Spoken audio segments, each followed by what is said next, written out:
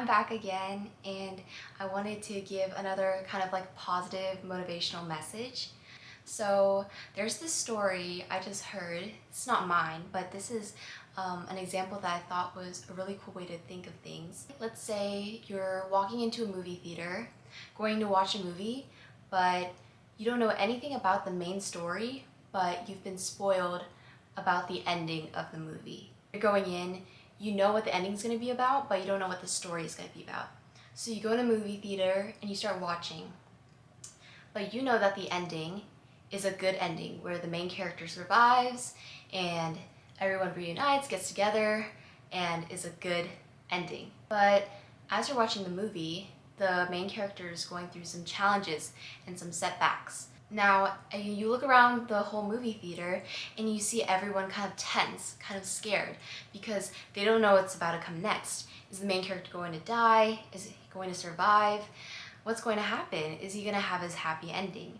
But you're the only one in the movie theater that's not afraid and just kind of enjoying watching all of this happen, because you know that all of these challenges and all of these setbacks are just kind of building up to the great moment at the end.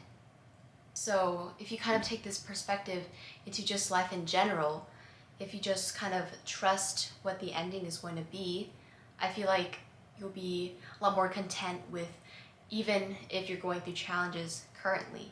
And I'm sure through personal experience, a lot of us have gone through hardships and have gone through challenges, but come out better and stronger and happier. And I know this is not necessarily an easy mindset to adopt.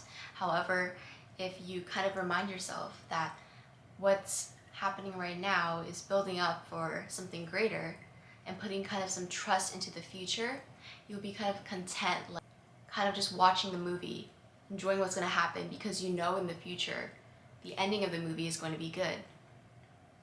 Another thing I've been thinking about recently is that I find it easy to say, like, I just like see someone that I know is really smart, really talented. I'm like, oh, they're gonna have such an easy time getting into college.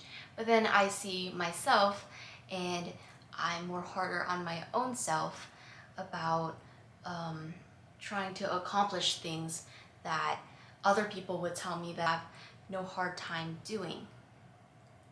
So this just kind of shows the perspective that we kind of put ourselves under other people, even though that if we were other people, we'd see ourselves as completely capable of accomplishing great things. So that means to just build some trust in yourself that you should believe in yourself when you start new projects or you want to take on a challenge. And also, this is another thing, but I think you should be very honest with yourself and how you feel in different environments, because even me, a lot of times, I can catch myself kind of like gaslighting myself into thinking that I like something or I'm okay with something when I'm not. And then when I'm able to catch it, all of a sudden I feel this kind of relief because I've identified what that kind of gut feeling is. I think you have to realize that you're your own best friend, you're your own personal lawyer, and that no matter what happens in life, people come and go, but you're always staying with yourself and you're your number one best friend. So you should also listen to your own feelings and take your thoughts into consideration. Even when you have no one, you still have yourself.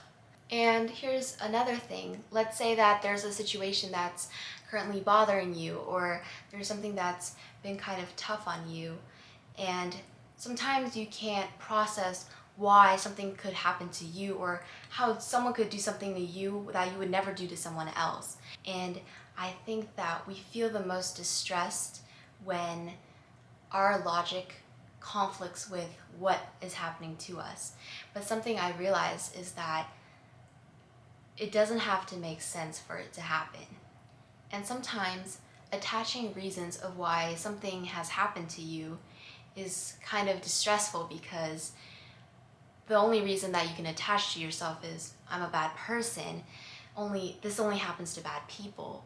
But you have to realize that some things can happen without it having to make sense. I feel that when we try to attach logic to things and that logic conflicts with what reality was and what actually happened, that's when we start feeling sad, we start feeling like it's so confusing, because usually we're in control of situations, but you have to realize not everything is in your control. And I think that is a really good way to help yourself let go of things and move on and accept situations that are hard to accept. I hope this message was helpful, and I hope you have an amazing rest of your week. Bye!